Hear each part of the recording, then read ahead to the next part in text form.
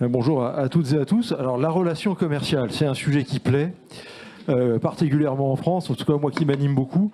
Et une des questions qu'on s'est posées en préparant cette matinée, c'est de se demander si Retail Media et CTV ne serait pas un game changer également de la relation commerciale. On l'a vu ce matin, ça force les deux parties, qui ne sont pas toujours dans des relations apaisées, mais ça force les deux parties à dialoguer sur d'autres sujets que ce qu'ils avaient l'habitude de faire. Et donc pour parler de ça, je vous propose d'accueillir Eric Bilmaz.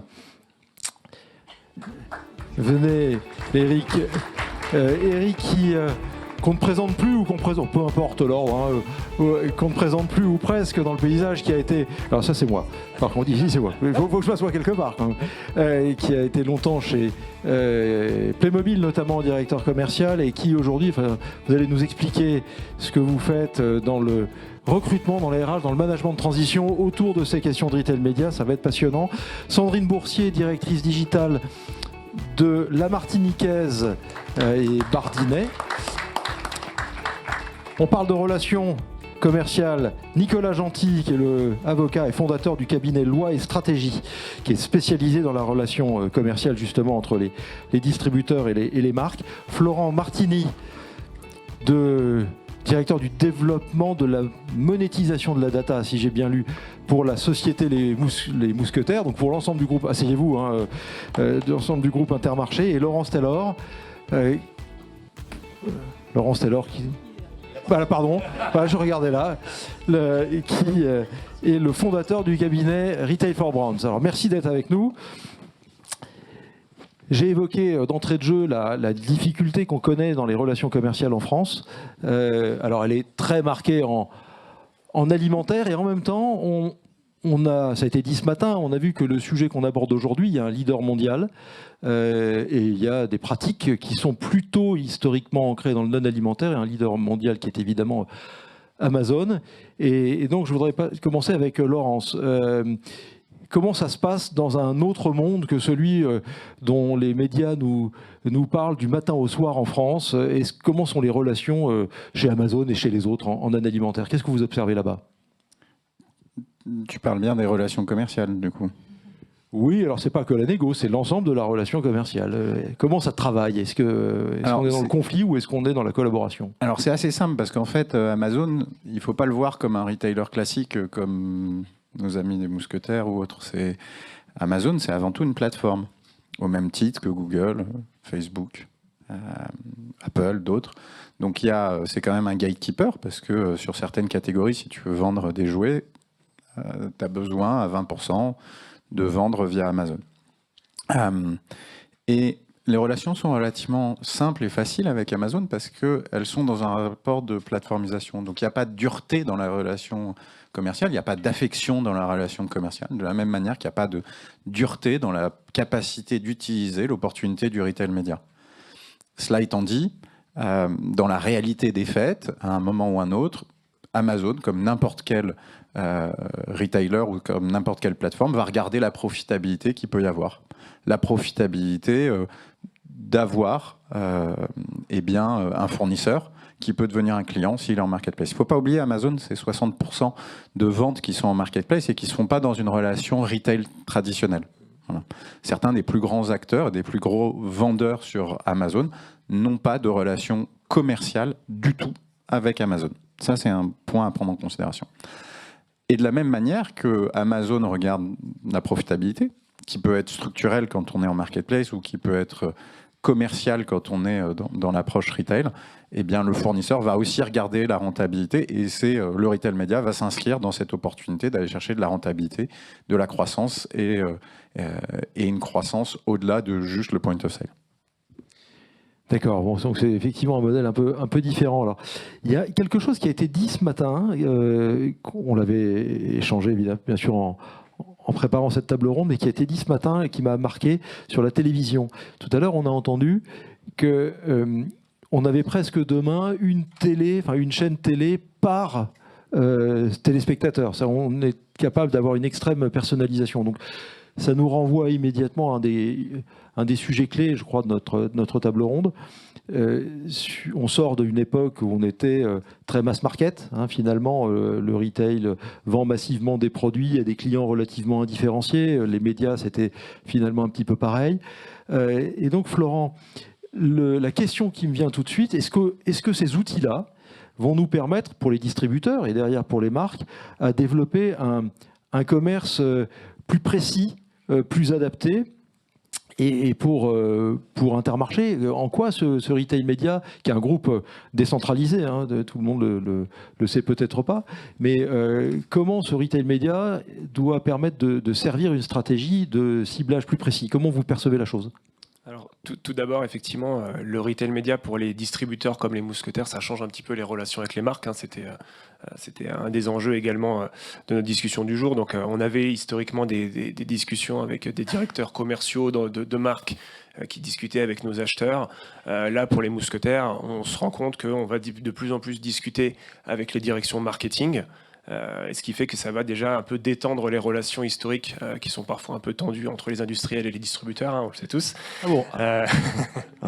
Voilà. Et pour le groupement Les Mousquetaires, en fait, si vous voulez, nous, la stratégie, elle est classique, c'est la même pour tous les grands groupes de distribution française, c'est-à-dire qu'on a notre propre régie retail média qui est Infinity, représentée par Alban qui est dans l'audience.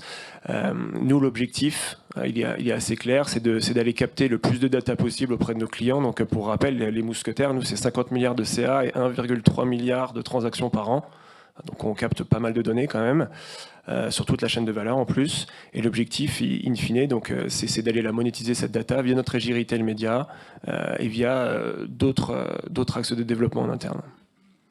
Et donc, vous êtes capable d'adresser plus précisément les besoins des clients et d'aller plus loin dans la gamme que les 20-80 ? Oui, tout à fait. Alors, nous, en termes de base de clients, c'est assez intéressant. C'est qu'on a à peu près un tiers des Français qui ont une carte de fidélité groupant les mousquetaires au global.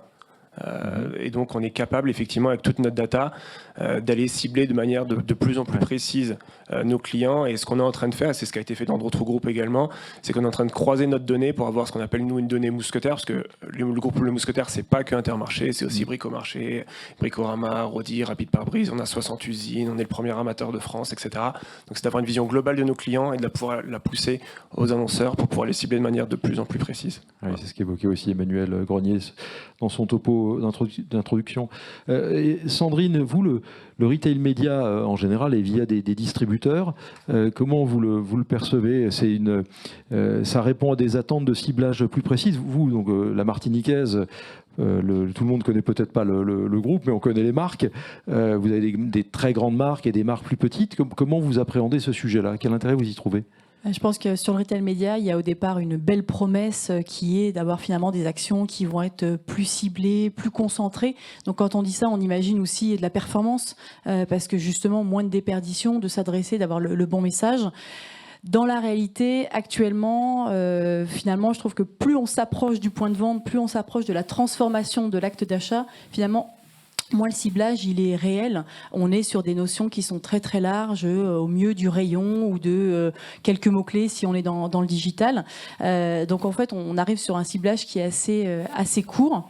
Cela étant dit, quand on veut aussi faire un ciblage plus spécifique en travaillant sur des données, sur du comportement, en fait, on est vite rattrapé. On en a pas mal parlé à la table ronde précédente sur la réalité finalement du volume en fait que l'on obtient, puisque là, suivant la pénétration des marchés, en fait, on se retrouve avec des audiences qui sont très très courtes, donc finalement avec des choses qui font pas vraiment changer la donne. Ça, c'est le point. Moi, j'y vois quand même une opportunité de retravailler finalement une approche de catégorie management de base, qui est de dire, on pourrait aussi imaginer, quand on fait notamment, on a des marchés à redresser, quand on a des lancements de produits. Les lancements, c'est quand même un sujet sur lequel on y passe beaucoup de temps à tous les niveaux. Où il y a beaucoup d'échecs en plus. Il y a beaucoup d'échecs, et là, finalement, cette idée de ciblage et de travailler en collaboration avec l'enseigne vraiment au plus proche devrait apporter vraiment beaucoup plus d'opportunités, parce que là, le ciblage, enfin, le point de départ, que ça soit petit, n'est pas forcément très grave. Il vaut mieux que ça soit petit et bien exécuté au départ pour bien engendrer et faire tourner la roue. Donc oui, ça peut être une vraie opportunité, mais en travaillant peut-être davantage en collaboration et en se posant en co-construction du développement de certains lancements notamment. Où là, ça peut être pertinent, puisque on peut imaginer des tests justement sur ces lancements à partir de la data. Et Eric, en non alimentaire, c'est le même constat d'une transformation encore perfectible, ou comme le non alimentaire, on est sur des volumes moindres et sur des cibles plus précises, on a une maturité plus grande qu'en alimentaire? Alors, oui, bonjour à tous. Alors je vais rebondir grâce à Laurence sur le sujet, sur le non alimentaire. On a pris de l'avance par rapport à l'alimentaire. Sur une raison simple, on a travaillé dès le départ avec Amazon, et ceux qui ont poussé dès le départ avec le retail média, oui, on a vraiment pris de l'avance, ce qui nous a permis de travailler rapidement sur des segmentations. On a utilisé AMC, et ensuite, quand les régies françaises sont arrivées, c'est vraiment pratique, oui, bien sûr. Il y a un vrai intérêt, oui. Dans le non-alimentaire, il y a un vrai intérêt, clairement.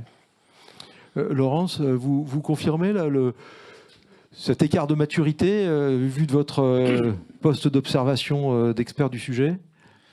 En fait, on va avoir plusieurs cas de figure. On va avoir des cas de figure d'acteurs qui n'ont jamais été présents en médias, qui ne communiquent pas en médias de manière traditionnelle. Vous pouvez penser à la parapharmacie, à la pharmacie. Vous avez finalement relativement peu de communication. Et pour eux, c'est une vraie opportunité de commencer à développer un cercle vertueux de dépenses, investissement, dépenses, actions et réactions, achats. Et ça, on a des acteurs qui vont capter cette opportunité. Si on prend le marché du jouet, ce n'est pas des gens qui dépensent beaucoup d'argent. Alors on a l'impression, quand on parle de marques comme Playmobil, que vous les voyez partout, vous en avez toujours entendu parler, sans doute vous y avez joué quand vous étiez petit, mais fondamentalement, ce n'est pas des gros budgets médias et publicitaires. Donc, et si vous regardez les catégories qui sont les plus portées sur le non-alimentaire, c'est principalement, vous allez voir de la high-tech, du bricolage, des acteurs qui vont dépenser à l'échelle d'il y a 3-4 ans beaucoup d'argent en retail média, plus d'1 million. C'est la ligne où on considérait que ça commençait à devenir un budget intéressant. Maintenant, 3-4 ans plus tard, 1 million, c'est plus un gros budget comme ça pouvait l'être avant. Donc il y a ce gain de maturité qu'il va y avoir. Et ceux qui sont les plus intéressants, c'est ceux qui se rendent compte qu'ils ont l'opportunité d'aller chercher plus loin que uniquement captage des ventes. Donc on a cette base qui est très solide, qui est basée sur des fondations qui ne sont pas uniquement liées aux médias, mais qui sont liées à la structuration d'une présence efficace en termes de distribution. On reprend les poncifs que vous connaissez mieux que moi sur la maîtrise de la supply, la maîtrise de la relation fournisseur, la maîtrise de la relation, des ruptures, etc. etc. Et ces acteurs vont très grandement gagner en maturité. Et inversement, on a des acteurs qui historiquement sont très forts dans leurs dépenses médias et dans l'exploitation du digital, qui pour la première fois voient un retour sur investissement. Alors ça a peut-être été évoqué ce matin, mais c'est la force. C'est le retour sur investissement qu'on peut avoir sur le digital, non challengeable. On va en parler, et puis il y a la table ronde tout à l'heure qui va être beaucoup sur la mesure de la performance, effectivement.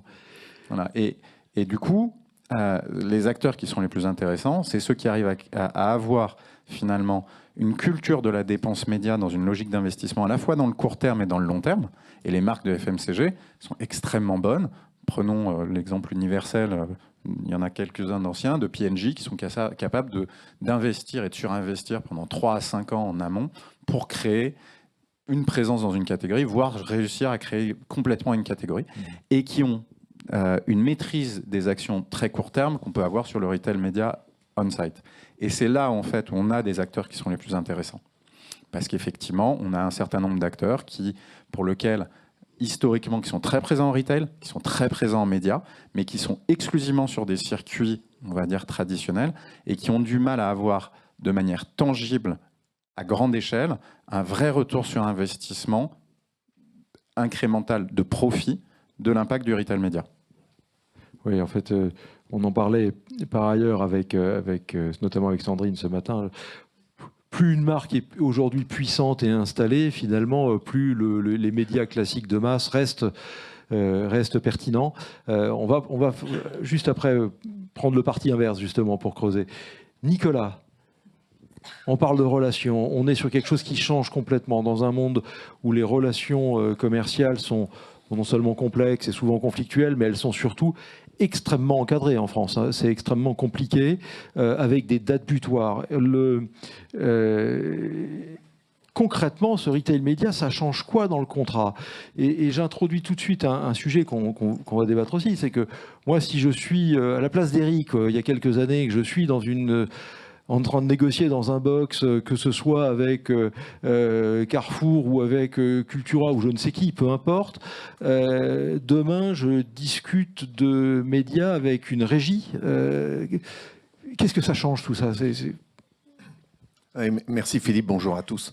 C'est vrai qu'on sait que la relation est complexe, pas seulement en France et pas seulement avec les retailers français, parce que j'entendais à propos d'Amazon et on pourrait en débattre.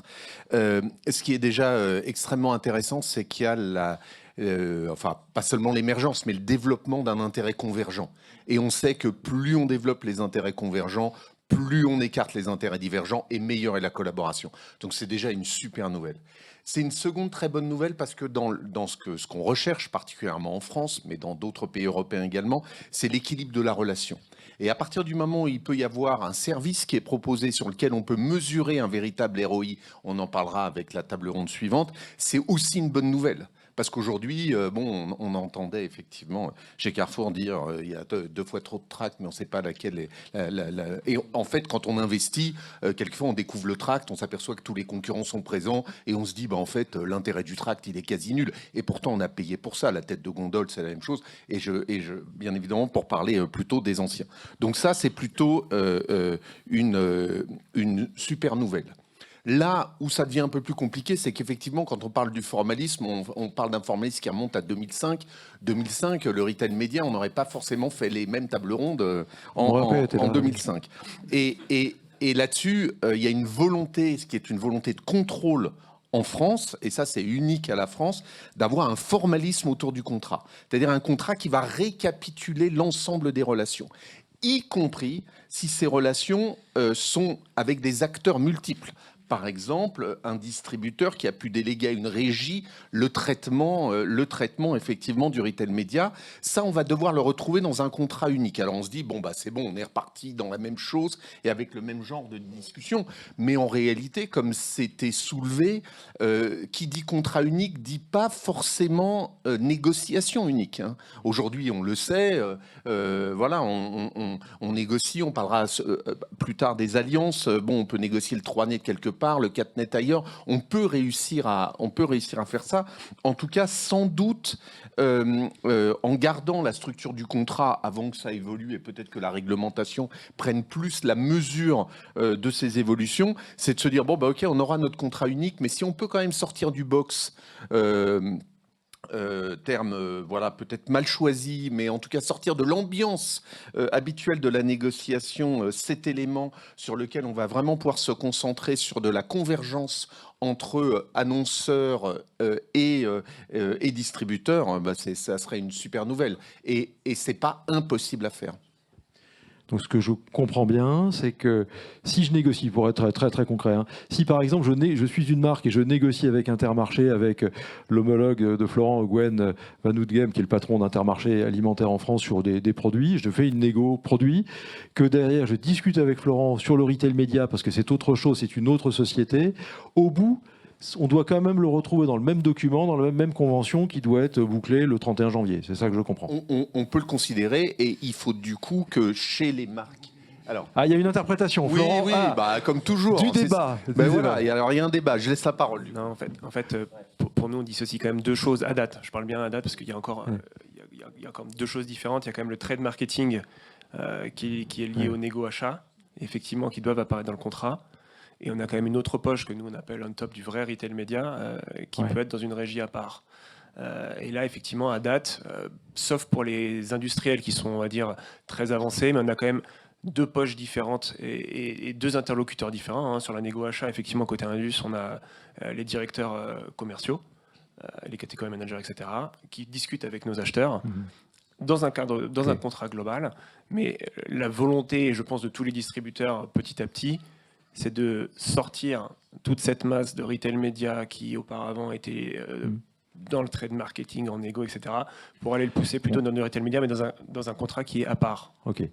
Je réponds à ça. C'est pas parce qu'il y a une volonté de tout le monde que c'est respectueux de la loi, parce que la volonté de tout le monde est de pouvoir rouler au-dessus de 130 km/h quand il n'y a personne sur la route. C'est pas pour autant que...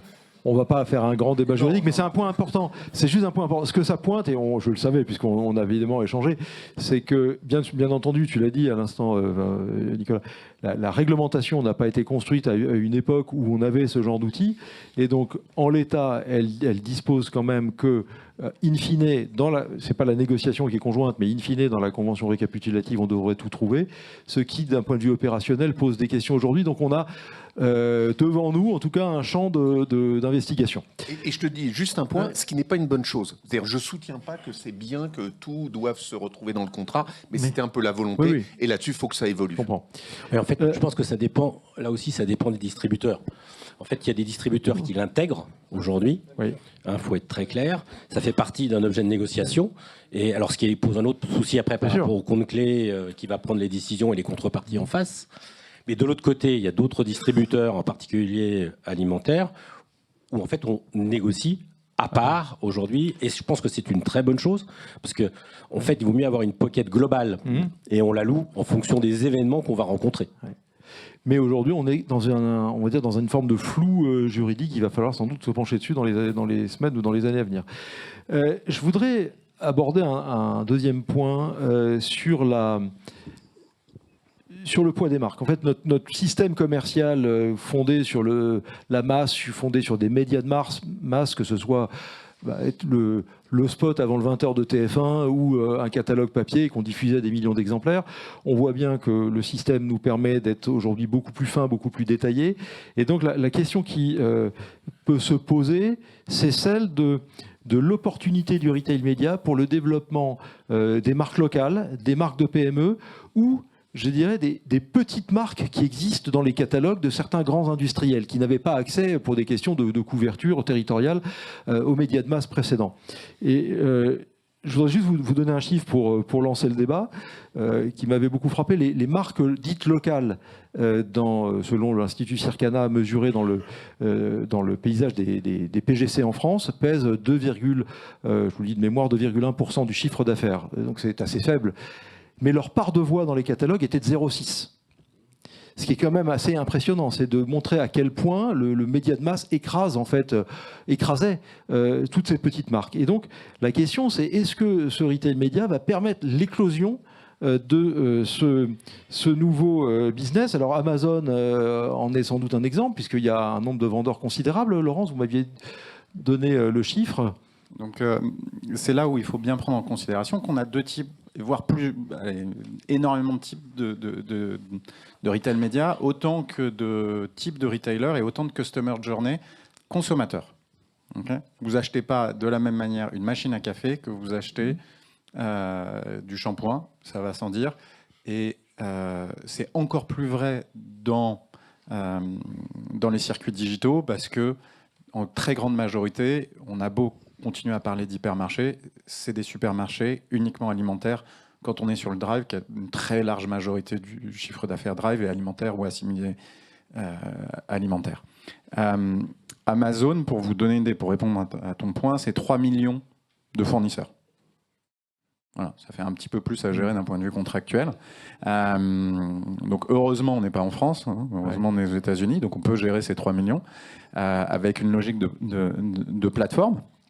Et on va, en étant un peu conservateur, se dire qu'il y en a un tiers qui est actif en retail média. Ça fait 1 million.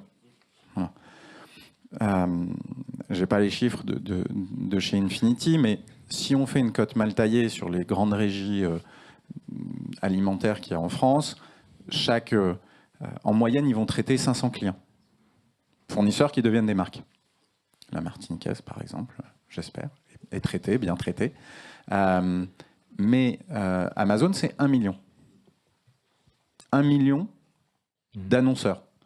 Donc ça veut dire quoi? Ça veut dire que oui, vous avez Unilever, vous avez P&G, vous avez Danone, vous avez Nestlé, vous avez peut-être la martiniquaise aussi, vous avez tous ces acteurs-là, mais vous avez quand même toute une infinité, enfin pas une infinité, puisque c'est 1 million, vous avez toute cette long tail d'acteurs qui sont capables de le faire. Donc l'enjeu, il est où aussi?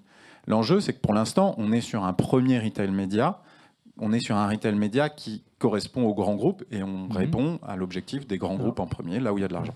Mais en réalité, vous avez une infinité de petits fournisseurs qui ont la possibilité de faire des décrochages locaux, d'être hyper pertinents sur des zones de chalandise qui sont très spécifiques. En France, on a peu de régionalisme. Vous avez certains produits dans le nord, dans le sud, etc. etc. Si vous prenez d'autres pays comme l'Italie, il y a des produits que vous ne vendez pas du tout dans le nord de l'Italie. C'est le pays le plus régionalisé d'Europe, oui, l'Italie, c'est vrai. Donc il y a tout un enjeu en fait de pouvoir avoir des offres qui sont très précises, qui correspondent à une capacité de répondre à un objectif de couverture et d'avoir des acteurs qui peuvent investir avec 1 000, 2 000, 3 000, 5 000 euros, comme on peut le faire sur Amazon, comme on peut le faire sur Facebook. On a, nous, actuellement, dans notre portefeuille de marques, des clients qui vont dépenser quasiment dans les 10 millions d'euros de chiffre d'affaires. Ils ont commencé avec 20 000 euros sur Amazon d'un point de vue annuel. Et alors, Florent, Intermarché, vous faites comment pour aborder ça? C'est un potentiel, et puis comme dit, c'est des magasins indépendants. Qu'est-ce que vous proposez pour ça? Non, mais c'est une bonne question. Effectivement, ce que disait Laurence est très vrai, c'est qu'aujourd'hui, les PME, les TPE, etc., c'est très compliqué d'investir dans des régies retail médias qui sont centralisées. C'est le cas en France, modulo Amazon. Voilà. Nous, ce qu'on essaye de faire, je pense, les indépendants. Alors, je parle pour les indépendants distributeurs alimentaires qui représentent quand même 60% du marché en France, même plus. Ce qu'on essaye de faire, c'est de proposer petit à petit aux PME de publier au niveau du point de vente, avec du DOH par exemple, en mettant à disposition nous de nos adhérents. Donc chaque point de vente par exemple chez nous est indépendant. Un adhérent chez nous pourra potentiellement à terme proposer aux marques locales de faire leur propre publicité via eMedia Center, peu importe, ou une autre régie. Mais l'objectif, c'est d'avoir de la PLV dynamique. C'est ce qu'a fait Leclerc aussi. Je ne sais pas si vous baladez dans les Leclerc pendant vos vacances ou peu importe, mais si vous allez moi, pendant mon travail. Si vous allez dans les distributeurs automatiques de carburant de Leclerc, vous avez vu qu'il y a pas mal d'écrans qui sont disponibles sur ces DAC, et que pour la plupart, en fait, il y a une partie qui est centralisée au niveau de Conso-Régie chez eux, qui a une partie également qui est au niveau local, et que pour des investissements mineurs, type 5 000 euros, effectivement, on peut, au niveau des marques locales, faire des annonces. Voilà. 5 000 euros quand on est une TPE ou une PME, c'est pas mineur. C'est vrai. Je paye un salaire ou j'investis en médias. Il ne faut pas oublier que c'est aussi ça l'arbitrage quand on est une entreprise de 50, 100 personnes et il y a des belles PME qui ont entre 50 et 150 personnes. Un investissement de 40, 50 000 euros à l'année, c'est un salaire. Tout à fait. Ouais, mais je confie. Ce que je pense par rapport à Laurence et par rapport à ce que vient de dire Florent, c'est qu'aujourd'hui, le retail média en fait, devient très compliqué. On l'a bien vu dans les réunions précédentes, dans les présentations. Ce qui veut dire que le niveau de compétence dans les entreprises va être extrêmement important. C'est-à-dire qu'il y a les gros groupes qui vont pouvoir suivre. En revanche, sur les PME ou ETI, ça va se complexifier.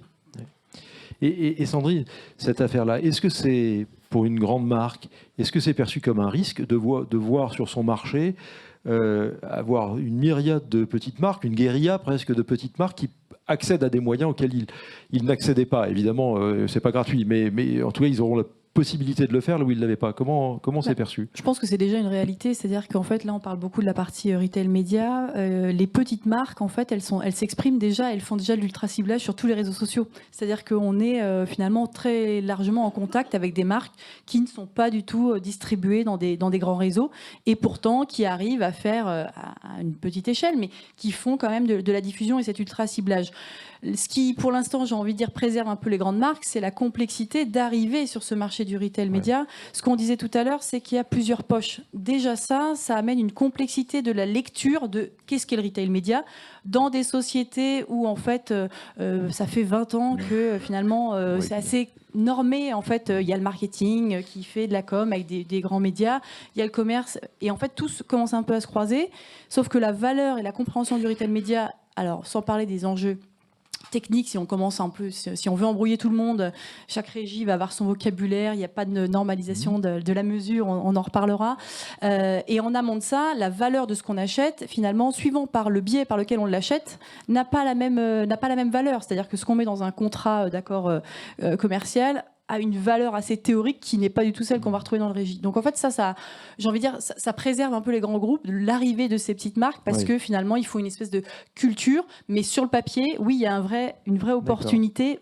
Pour moi, ça nourrit d'autant plus les petites marques, le ciblage, entre guillemets, que les grosses marques qui, en fait, ont des choses très, très précises à faire, mais en réalité, n'ont pas besoin de ça pour avoir de la puissance, en fait. On va détailler ce point tout de suite, mais on va d'abord faire un petit détour. Quand on parle des marques, il y a une catégorie de marques qui me semble très intéressante dans cette affaire. Les marques distributeurs. Ça vaut en alimentaire comme en non alimentaire, même si c'est sans doute un peu plus vrai en alimentaire aussi.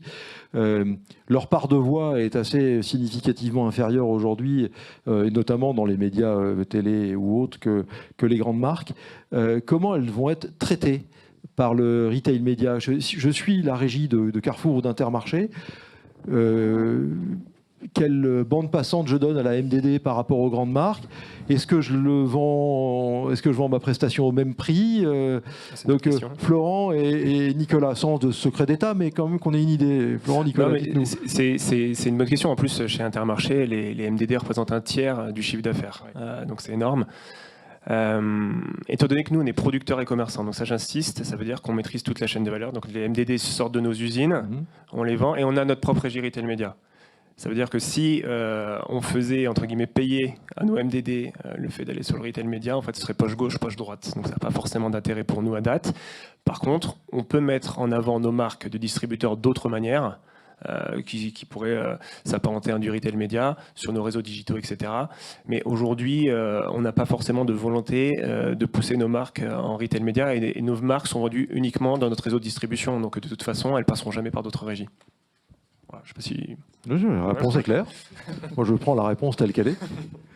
Nicolas ? Ouais, non, il y a effectivement un sujet parce que en termes de réglementation, on considère que la MDD, c'est un produit de fidélisation des clients à l'enseigne et pas à la marque. Donc en fait, quand on fait, on va dire, en général de la communication autour de la MDD, on considère avant tout les intérêts de l'enseigne. Et donc la question qui se pose, c'est est-ce qu'on peut faire payer le producteur pour ces éléments-là? Et aujourd'hui, la réglementation est assez claire puisqu'elle dit qu'aucune dépense liée à des opérations promotionnelles ne peut être réalisée par un producteur de MDD.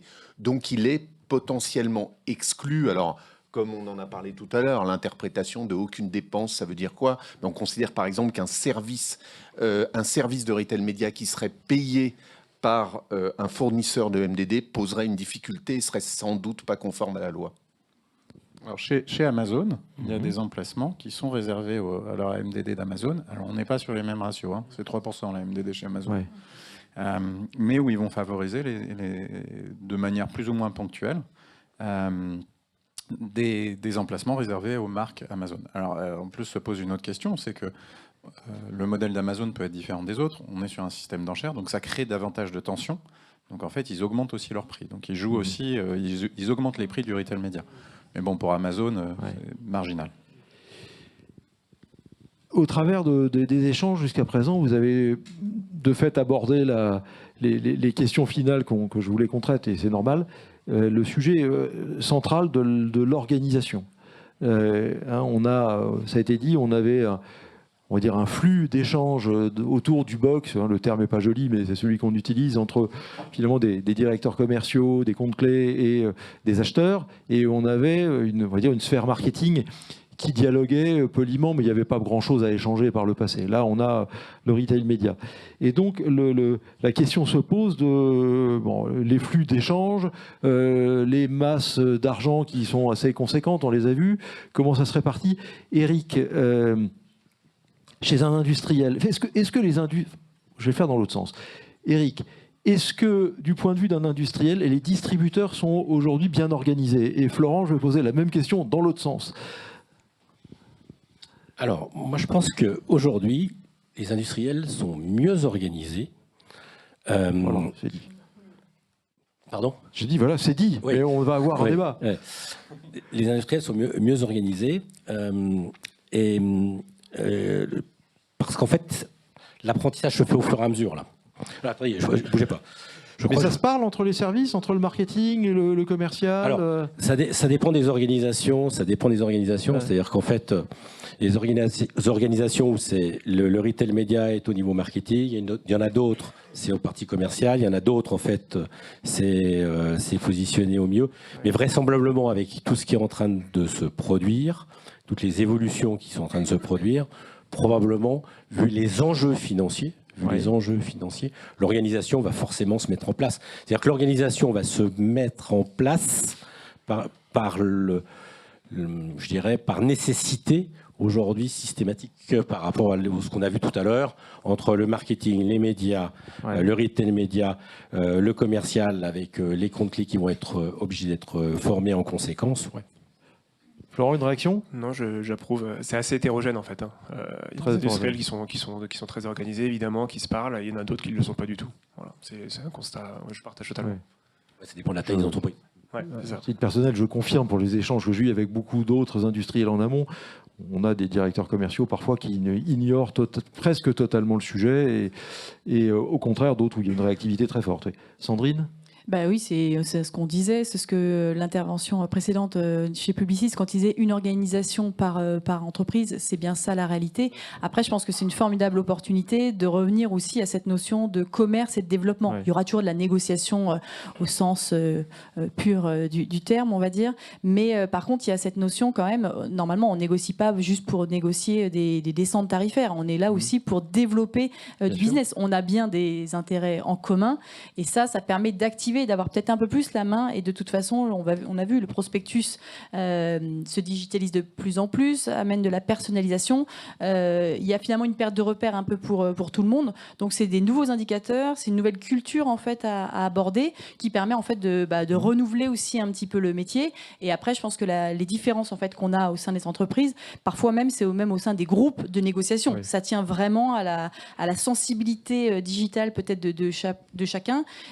Charge à nous, suivant la responsabilité dans les entreprises, d'essayer aussi de vulgariser ça. Si on est aidé en plus par des normes, une standardisation un peu du langage, de montrer qu'en fait, derrière, c'est in fine au service du shopper et du business pour montrer l'intérêt et que c'est pas juste un point de communication un peu spécifique. Donc, il y a un gros travail par contre. Faut être dans cette culture de test and learn, je pense, en permanence pour que ça marche parce que finalement, il n'y a pas de vérité pour l'instant. Et alors, je vois l'heure, il nous reste 3 minutes. Donc, je vais vous poser 2 questions en une pour ce dernier tour de table. Encore une fois, on l'a vu depuis ce matin, on est sur quelque chose qui a le mérite, cette fois-ci, d'être objectivé, alors avec plus ou moins ensuite de résultats, mais on a un ciblage qui va être assez précis et on va avoir une mesure de la performance qui est bien plus précise qu'avant, où finalement, ça a été dit aussi, dans un box, on vendait une promesse d'un flux potentiel, mais sans le qualifier nécessairement, avec un ciblage assez flou, et une mesure de performance qu'on avait, mais dans lequel les effets de cannibalisation, les effets de stockage et autres étaient peu mesurés. On a quelque chose de beaucoup plus dur, finalement, dans cette matière. Est-ce que ça nous amène à changer la nature de la relation presque personnelle entre les acteurs, on passe d'une promesse à quelque chose de très tangible, et d'autre part, est-ce que les compétences, est-ce que les acteurs autour de la table ont les compétences, aussi bien peut-être humaines, soft skills, autour de ce changement-là, et compétences techniques, parce qu'on est sur quelque chose de tout à fait nouveau. On sait bien avec Nicolas combien déjà la juridicisation de la relation commerciale a durci les besoins de compétences depuis 15-20 ans. Sandrine, vous aviez la main. On démarre là. Je vais reprendre un peu ce que je disais juste avant. Je pense que c'est une question de, oui, actuellement, c'est vraiment, ça dépend des personnes. Je pense pas qu'il y ait forcément une organisation qui soit parfaite, parce que quand on en échange, on voit bien qu'en fait, on a un peu tous les mêmes combats d'essayer de porter cette vulgarisation. Je pense que c'est le cas aussi côté distributeur, de leur faire aussi donner envie d'aller proposer ces nouvelles solutions. Donc voilà, il faut continuer à être. Je pense que c'est surtout une culture en fait du digital au sens large, de se dire, tiens, on est en train de tester et d'apprendre. L'intervention aussi précédente chez Publicis disait qu'on mettait de la data dans tous les métiers. Là aussi, c'est quand même finalement comment on va aller mesurer plus finement ce que l'on fait, parce que finalement la promesse du retail média, c'est bien de pouvoir mesurer de façon plus pertinente, alors qu'avant on était sur des grands sujets et effectivement on regardait les ventes parce que la TG, le prospectus avait permis ça. Bon, il y avait un peu d'incrémental, il y avait de la canib, mais au global, le total était positif, donc ça allait bien, et puis on avançait. Là, on va sur quelque chose de plus fin. Je pense que ça a beaucoup plus de sens pour des marques, effectivement, qui, jusqu'à présent, n'étaient pas dans cette notion d'avoir des gros budgets. Il faut que ça soit des petites marques dans des grands groupes pour qu'elles puissent accéder, finalement, à ces leviers-là. Eric, d'un mot également ? Je pense que l'organisation va devoir s'adapter, il va falloir être très agile. Vu les déplacements, aujourd'hui, on voit quand même que la communication digitale, tu me stop si je dis une bêtise, mais la communication digitale, aujourd'hui, avec le retail média, c'est 12%. 12% en fait du retail média pèse dans la communication digitale.